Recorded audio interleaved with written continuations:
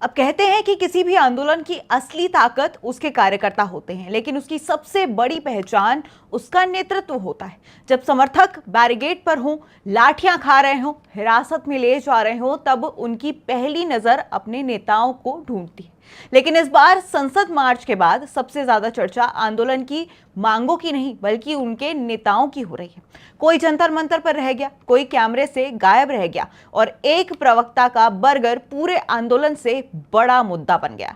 सवाल उठ रहे हैं कि आखिर क्या ये आंदोलन था या फिर सोशल मीडिया के दौर की बर्गर पॉलिटिक्स। अब दिल्ली में सीजेपी के संसद चलो मार्च का आह्वान किया गया। हजारों लोग अलग अलग राज्यों से दिल्ली पहुंचे। जंतर मंतर से लेकर संसद मार्ग तक बैरिकेडिंग लगाई गई।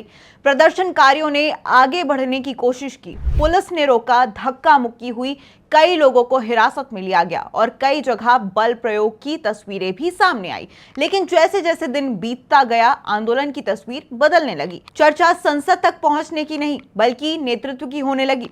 सोशल मीडिया पर सबसे बड़ा सवाल उठा कि आखिर आंदोलन का नेतृत्व कर कौन रहा था। जिन लोगों ने हजारों युवाओं से संसद की ओर कूच करने की अपील की थी, क्या वो खुद सबसे आगे थे? आलोचकों ने सवाल उठाए कि सीजेपी के प्रमुख चेहरे अभिजीत दीपके मार्च के दौरान जंतर मंतर पर ही नजर आए, जबकि बड़ी संख्या में प्रदर्शनकारी आगे बढ़ चुके थे। सौरभ दास और आशुतोष रांका मार्च के बीच जेपी नड्डा से मुलाकात करने पहुंच गए। आंदोलन के समर्थकों का कहना है कि हर नेता की अलग जिम्मेदारी होती है, जबकि विरोधियों का सवाल है कि आंदोलन के सबसे अहम मौके पर नेतृत्व सड़क पर क्यों नहीं दिखा। इसी बीच सोशल मीडिया पर भी एक वीडियो तेजी से वायरल हुआ और देखते ही देखते पूरे आंदोलन का नैरेटिव बदल गया। वीडियो में सीजेपी के प्रवक्ता विजेता दहिया एक रेस्टोरेंट में बर्गर खाते हुए दिखाई दिए। वीडियो तेजी से वायरल हुआ और लोगों ने सवाल उठाने शुरू कर दिए कि जब समर्थक बैरिकेड पर संघर्ष कर रहे थे, तब पार्टी का प्रवक्ता रेस्टोरेंट में क्या कर रहा था। देखते ही देखते सोशल मीडिया पर मीम्स, पोस्ट और तंज की बाढ़ आ गई। कई लोगों ने इसे बर्गर पॉलिटिक्स तक कह दिया है, तो कुछ ने लिखा कि कार्यकर्ता लाठी खा रहे थे और नेता बर्गर। तो वहीं बढ़ते विवाद के बाद विजेता दहिया खुद सामने आए हैं और उन्होंने इस वीडियो पर सफाई भी दी है। एक यूट्यूब इंटरव्यू और अपने इंस्टाग्राम वीडियो में उन्होंने कहा है कि वो लगातार 2 रातों से आंदोलन में मौजूद थे। उनके मुताबिक वो मार्च में शामिल हुए थे, लेकिन उन्हें लगा कि मार्च समाप्त हो चुका है, इसलिए वो घर गए ताकि वो नहा धोकर वापस वहां आ सके। उन्होंने कहा कि रास्ते में उन्हें बहुत भूख लगी थी, इसलिए उन्होंने बर्गर खाया। दहिया ने कहा, मैंने बर्गर इसलिए खाया क्योंकि मुझे भूख लगी थी। मैं 2 रातों से सोया नहीं था। मैं मार्च में था, उसके बाद घर गया था। अगर कोई इंसान बर्गर खा ले तो उसमें क्या गलत है? जो लोग आंदोलन में थे उन्हें सब पता है, जो लोग घर बैठे हैं वही इसे मुद्दा बना रहे हैं। उन्होंने ये भी कहा कि किसी आंदोलन की सफलता इस बात से तय नहीं होती कि लोग संसद तक पहुंचे या नहीं।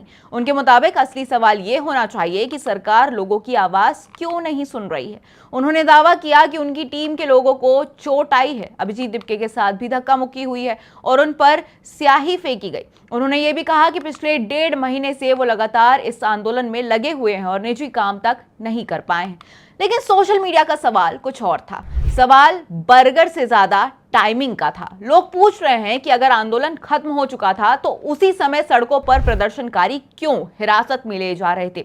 अगर सब सामान्य हो गया था तो सोशल मीडिया पर पुलिस कार्रवाई के वीडियो लगातार क्यों सामने आते रहे? और सबसे बड़ा सवाल, जब समर्थकों को नेतृत्व की सबसे ज्यादा जरूरत थी, तब उनके नेता आखिर कहां थे? और यही वजह है कि संसद मार्च के बाद बहस आंदोलन की मांगों से ज्यादा उनकी लीडरशिप पर केंद्रित हो गई। अब एक तरफ समर्थक कह रहे हैं कि किसी नेता का खाना खाना गलत नहीं है, तो दूसरी तरफ आलोचक कह रहे हैं कि आंदोलन के दौरान प्रतीक भी बहुत मायने रखते हैं। अब राजनीति में देखा जाए तो तस्वीरें अक्सर भाषणों से ज्यादा असर छोड़ती हैं और इस बार भी कुछ वैसा ही होता हुआ नजर आ रहा है।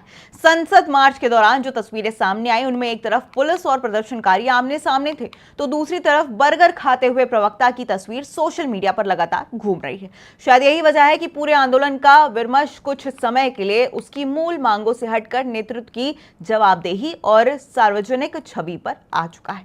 किसी भी आंदोलन में कार्यकर्ता सिर्फ नारे नहीं लगाते हैं, वो अपने नेताओं को भी देखते हैं। इसलिए इस पूरे विवाद में सवाल सिर्फ इतना नहीं है कि बर्गर खाना सही था या गलत। असली सवाल यह है कि क्या बड़े आंदोलन में नेतृत्व की मौजूदगी उतनी ही जरूरी है जितनी कार्यकर्ताओं की।